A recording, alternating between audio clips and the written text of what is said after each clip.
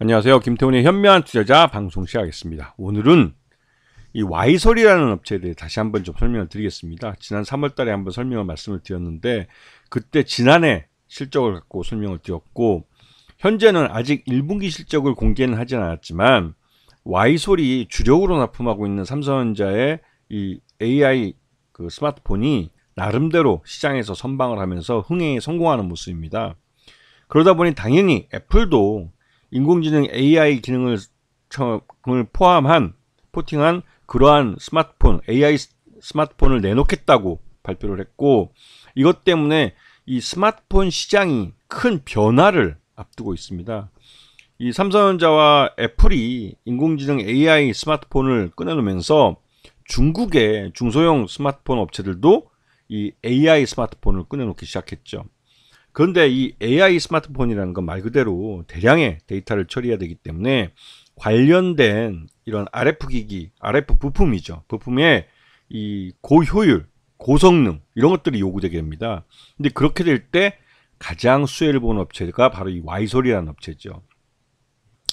지금 사진에서 보시다시피 이게 스마트폰의 실제 기판입니다. 지금 이건 예전 좀 구형 모델인데요. 최신 모델은 이거보다 더 복잡합니다. 그만큼 스마트폰 내에 많은 기능을 하는 부품들이 때려박아져 있고, 그러다 보니 이 열악한 환경 내에서 새로운 기능이 첨부될 때마다 그에 맞게 새로 회로 기판을 만들고 또 새로운 부품들을 채용해서 그 좁은 그 작은 그 공간 안에 이러한 부품들이 하나씩 자리를 잡게 되죠. 그러다 보니 열을 많이 내는 부품이 있으면 전체적으로 성능을 떨어뜨리게 됩니다. 그러다 보니 이 집적되어 있는 부품들이 열도 적게 나오면서 제 기능을 발휘할 수 있도록 만드는 게 바로 기술력이 되는 것이죠. 그런 면에서 와이솔이 갖고 있는 이런 RF 부품들은 나름 검증된 기술력과 성능을 갖고 삼성전자뿐만 아니라 이 중국의 중소형 그 스마트폰 업체에도 채용이 되는 그 정도로 검증된 그 기술력을 갖고 있는 회사이기도 합니다. 그래서 이 회사의 주 제품은 SAW 필터나 SAW 필터가 모여있는 그 모듈, 그리고 두플렉스하고 이런 것들 그 여러 가지 부품들을 하나의 칩 안에 그 만들어내는 이런 집적할 수 있는 능력, 이런 것들이 와이솔의 주요 제품이면서 또 기술력이 되고 있는 것이죠.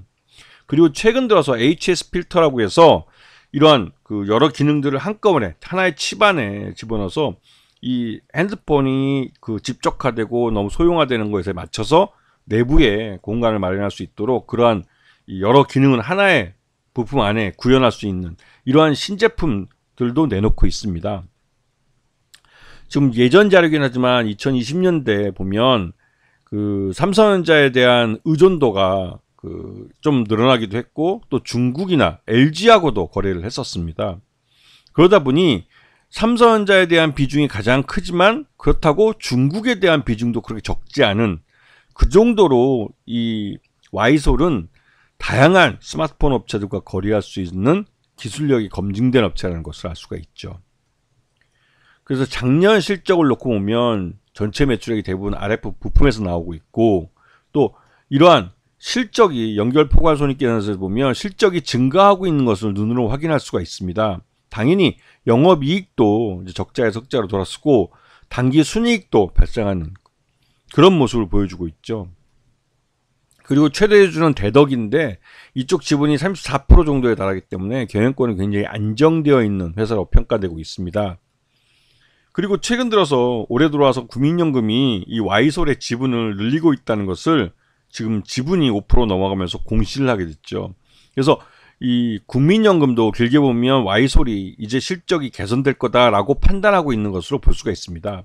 그럼 이 국민연금 같은 기관 투자가 이렇게 판단을 하고 지분을 늘리는 것에 어떤 의미 있는지, 국민연금은 대규모 그 투자자이기 때문에 대부분의 이런 기업들, 그러니까 상장사도 마찬가지고 이런 증권사나 이 국민연금의 그 주문을 받기 위한 투자자문사나 자금을 받는 거죠, 그쪽은. 그 다음에 이런 자산운용사 이런 쪽은 이 국민연금이 수익을 낼 수 있는 투자를 해줄 수 있다는 것을 여러 가지 면에서 이 어필을 하게 됩니다. 특히나 기업체를 직접 방문하거나 아니면 능력이 있는 애널리스트로부터 먼저 정보를 받거나 한다는 여러 가지 이런 투자 활동을 통해서 궁극적으로 특정 종목의 지분을 늘리는 것을 숫자로 보여주게 되죠.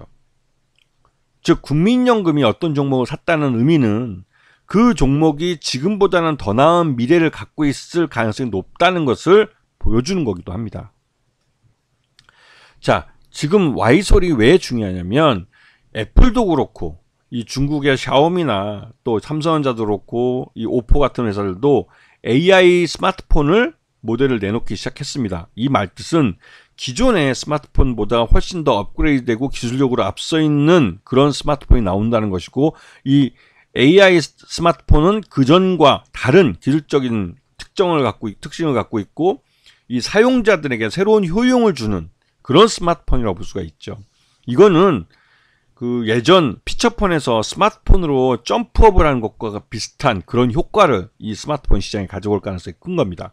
그렇기 때문에 이 스마트폰 모델들이 언제 나오는지를 잘 보셔야 되고, 대부분 보시게 되면 2023년부터 출시되기 시작해서 2024년 점점 더 확대되는 걸 볼 수가 있습니다. 이거는 삼성전자뿐만 아니라 오포나 그다음에 샤오미, 화웨이, 이 중국의 이 스마트폰 업체들이 이러한 AI 스마트폰 모델들을 내놓은 것을 이제 스케줄링을 하기 시작했다는 것이죠. 그래서 최근 Y솔에 지금 보면 외국인 투자가들이 꾸준히 지금 사들이고 있는 것을 볼 수 있습니다. 이것은 외국인 투자가들도, 여기서 외국인 투자라는 건 실제로 외국인으로 등록되어 있는 투자자이기도 하면서 또 한편으로는 외국인 기관 투자가들을 말하는 것입니다. 그래서 이 기관 투자자들이 이렇게 대량으로 주식을 살 수 있는 것은 Y솔이 지금보다 훨씬 더 실적면에서 좋아질 수 있는 가능성이 있다는 것을 내부적으로 판단을 한 거라고 볼 수가 있는 것이죠. 그래서 Y솔 같은 경우는 지금 작년 실적으로는 한 7,000원 정도 주가가 될 거로 평가됐는데, 올해 1분기 실적은 작년보다 개선돼서 특히나 이제 AI 스마트폰의 판매율이 늘어나면서 이 HS, 아까 앞에서 말씀드렸듯이 HS 부품이 필터가 훨씬 더 많이 나가는, 즉 수요가 늘고 있는 것을 숫자로 보여주고 있습니다. 그렇기 때문에 실적이 좋아질 가능성이 있고, 그 실적이 좋아지는 것을 주가에 반영하고 있는 모습이죠. 그래서 올 1분기 실적 기준으로 볼 때 9,500원 정도가 적정 주가로 평가되고 있고, 이미 주가는 그쪽 방향으로 움직이고 있습니다. 그리고 이러한 1분기 때 실적 개선은 2분기와 3분기, 4분기로 갈수록 더 늘어날 가능성이 큰 거죠. 앞에서 말씀드렸듯이 AI 스마트폰 모델들이 점점 늘어나기 때문에 이 Y솔로부터 HS 필터를 사가는 고객사들이 점점 늘어나게 되는 겁니다. 그래서 그 수요에 맞춰서 Y솔도 생산량을 늘리게 되는 것이죠. 그에 따라서 Y솔 실적이 하반기로 갈수록 더 커질 수 있기 때문에 그에 대한 부분이 주가에 반영되고 있는 단계라는 걸 알 수가 있습니다. 아시겠죠? 자, 오늘 방송 여기서 마치겠습니다. 감사합니다.